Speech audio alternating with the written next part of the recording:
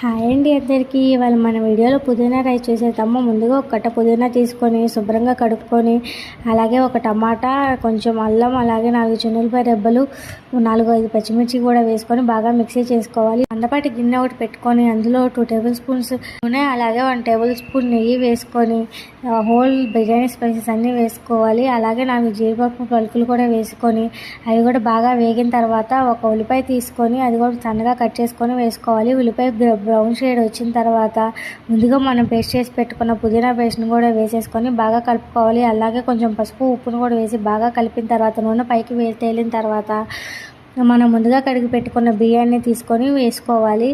అయితే 1.5 గ్లాస్ బియ్యం తీసుకున్నాను. 1.5కి 3 గ్లాసులు తీసుకొని పక్కన బాగా మరిగించుకున్నాను. ఈ వాటర్ కాగబెట్టిన పోయటం వల్ల అన్నం అనేది బాగా పొలుగ్గా ఉంటుందండి. అంటే ఆ వెతుకు మీద కతకుండా ఉంటుంది.